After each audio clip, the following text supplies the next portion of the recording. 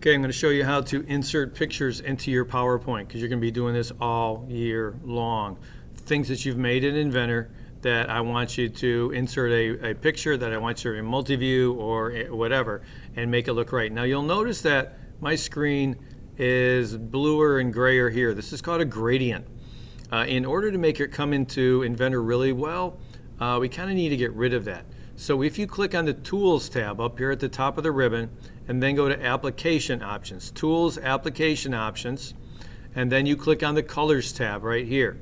It'll start somewhere else, but then you just find colors wherever it is, click on that. And what you want to do is change this gradient to one color.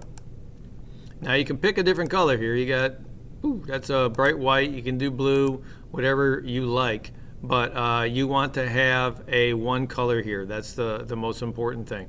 I think maybe I'll leave it like that. Click Apply. You can see it in the background and close. Now that's bright, so maybe you want to try something else. But this allows me to get rid of the background in PowerPoint. So if I get it, I'm going to move it, just kind of center it here. I'm going to go to my PowerPoint. I have a blank slide. You know, I did Home, click New Slide, and then under Insert it says Screenshot. This is the easiest way of doing it.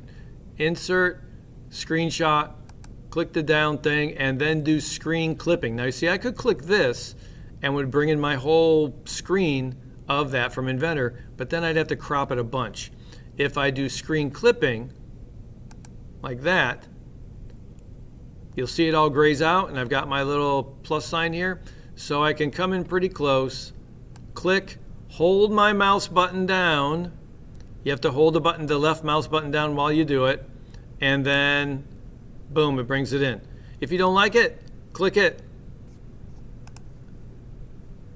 delete it, or just click the back arrow here and do it again. So I just insert, screenshot, take the screen clipping, wait for it to gray out, and then just make sure you're above it. Because if I'm down here and do it, it won't do it. I have to be above it. So I click here. I'm not too concerned about how much extra I have, and I have this. Okay, it looks okay, but I want to get rid of this background. So now I'm in picture format. If I click on color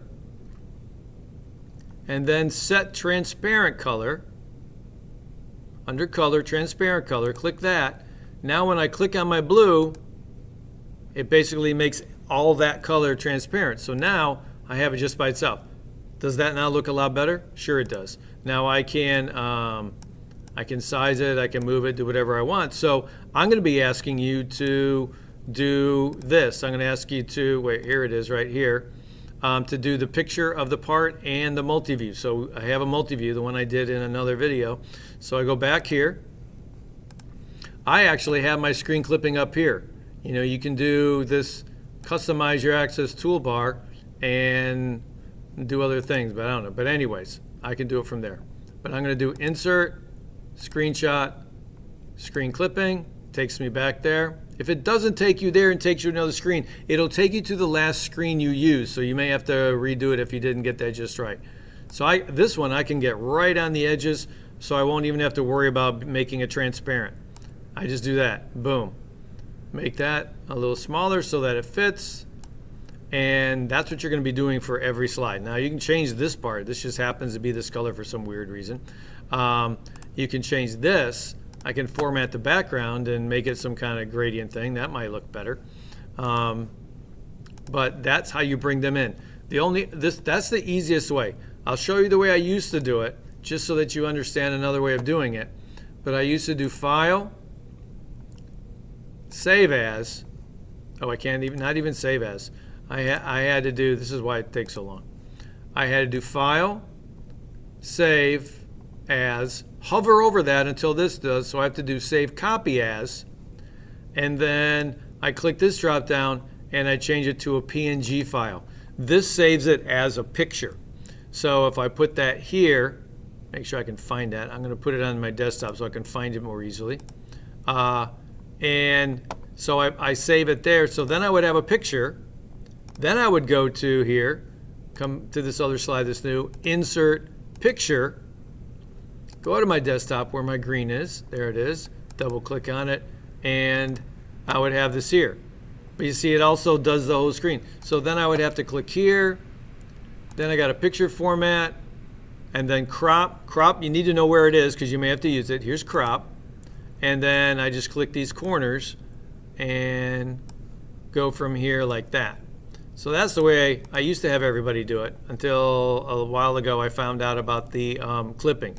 Clipping is really nice, but like I said, it has to be the last thing you had open like this. Because if I had something else open, if I had this open and I go from here and I do, I think, let's see, if I do screenshot, screen clipping, it takes me here. See, because that was the last thing I did. So that's, and I'm just going to hit escape to get out of that. So it just needs to be the last thing you were at before you went to PowerPoint. But it makes it really fast to do, to populate these, and you don't have all those extra PNG or BMP files that I used to have people do. So that's the way to create this slide, which you're going to do one of those for every part that you have. And you'll also, to do your parts list, to do your finished puzzle, the cover slide that has your assembled puzzle, same thing. Open that up in Inventor, boom, and screen clip it. That's the way to do it.